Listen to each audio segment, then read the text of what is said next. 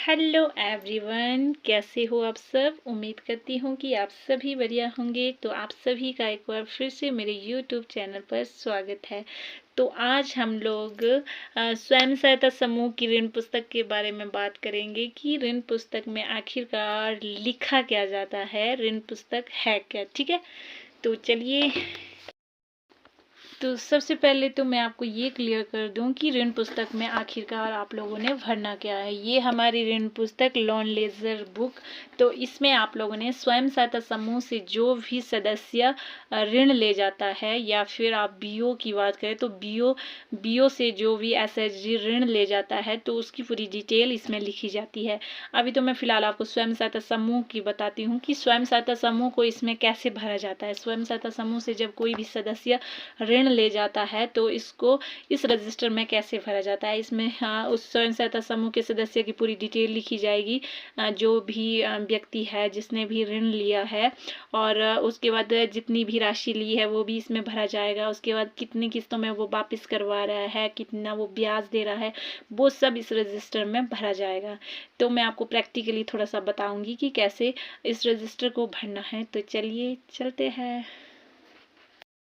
तो ये है जी हमारी लोन लेजर ऋण पुस्तक, जिसमें हमने सबसे पहले समूह का नाम लिखना है, फिर बीओ का नाम और फिर सीएलएफ का नाम। जो भी आपके सीएलएफ का नाम होगा और बीओ का नाम होगा और समूह का नाम होगा। ठीक है, तो आगे उसके बाद आपका आ गया जी विषय सूची। तो विषय सूची में विषय सूची में आप लोगों ने जिस भी सदस्य ने आपके समूह से ऋण लिया है, जैसे कि मैंने एग्जाम्पल के लिए पार्वती देवी का नाम लिया है और समूह का नाम है उसके आशापुरी, और विवरण किए गए पृष्ठ संख्या 1 डाल दी। जो आपकी पृष्ठ संख्या होगी वो आपने डाल देनी है। इसी प्रकार से आपने विषय सूची में पूरा ये भरना है। अगर आपके समूह से कोई 2 सदस्य लेते हैं तो दूसरा कॉलम उसके लिए भरा जाएगा, उसका नाम लिखा जाएगा, उसके समूह का नाम लिखा जाएगा। तो विषय सूची में यही एंटर होगा आपका। तो आगे का मैं आगे वाले दिखाती हूँ आपको। तो ये है जी हमारा ऋण पुस्तक, जो कि हमने इस तरह से भरना है, जिसमें सबसे पहले हमारा समूह का नाम आएगा जिसने भी ऋण लिया है। उसके बाद गांव का नाम, जैसे मैंने देवता पालीनाग समूह का नाम लिखा है और गांव का नाम सारण। उसके बाद किस्त की संख्या आएगी उसकी। अब ऋण तो आप लोगों ने दे दिया, उसके बाद किस्त की संख्या तो उसकी लिखनी पड़ेगी कि वो कितनी किस्तों में लौटाएगी। जैसे मैंने यहाँ पे लिखा है 12 महीने में वो लौटा देगी। उसके बाद ऋण विवरण की तिथि, जिस तिथि को आपने उसको ऋण दिया है, जैसे 6/5/24 को मैंने दे दिया है। उसके बाद ब्याज दर, जितना भी आपने ब्याज उसके लिए रखा है, 2% है तो 2%, 1% है तो 1%। ठीक है, उसके बाद ऋण का उद्देश्य, किस लिए उसने लिया है। जैसे मैंने पशुपालन के लिए लिया है तो कुल ऋण राशि जितनी भी उसने ली होगी, जैसे एग्जाम्पल के लिए 10,000 उसने ली है तो ऋण की संख्या, जैसे मैं फर्स्ट टाइम ऋण ले रही हूँ तो फर्स्ट एक ही आएगी। अगर कोई दूसरी बार ले रहा है, तीसरी बार ले रहा है तो उसका वही आएगा, दूसरी बार तो दूसरी बार, अगर तीसरी बार ऋण ले रहा है तो 3 आ जाएगा यहाँ पर।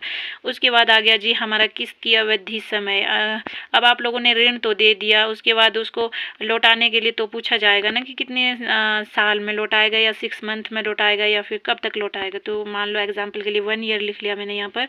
उसके बाद किस्तों की संख्या 12 महीने, तो 1 ईयर में लौटा रहा है तो किस्तों की संख्या तो 12 ही होगी। तो किस्त की राशि, मान लो एग्जाम्पल के लिए उसने 10,000 लिए तो 1,000 उसने राशि रखी, 1 महीने में 1,000 देगा वो। ठीक है, उसके बाद ब्याज दर 2%। उसके बाद नगद पुस्तक की पृष्ठ संख्या यहाँ पे डाली जाएगी। जो आपकी नगद पुस्तक है उसमें भी आपने ऋण का पूरा डाटा लिखा होता है तो वो पृष्ठ संख्या यहाँ पे आ जाएगी आपकी।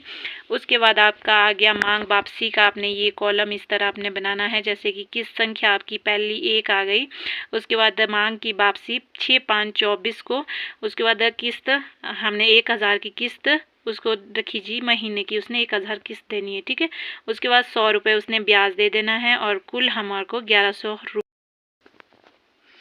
तो कुल हो गया जी टोटल 1100 रुपये हमें उससे हर महीने चाहिए ही चाहिए। ठीक है, उसके बाद पिछले महीने का बकाया ये आपने पहले ऊपर वाली हेडिंग पढ़नी है, उसी के बाद ही बनना है। किस्त पिछले महीने का तभी आएगा अगर उसने पहले भी ऋण लिया है और पीछे की उसको किस्त देनी रही है, तभी इसको भरा जाएगा। ऐसे इसको भरना नहीं है आपने, ऐसे यहाँ पे खाली आएगा, किस्त पे भी कुछ नहीं आएगा और ब्याज पे भी कुछ नहीं आएगा, ठीक है।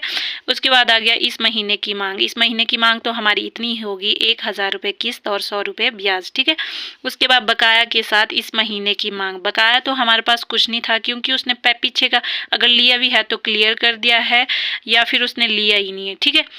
तो यहाँ पे 1000 आ गया किस्त और 100 रुपये आ गई ब्याज, कुल हमारे पास 1100।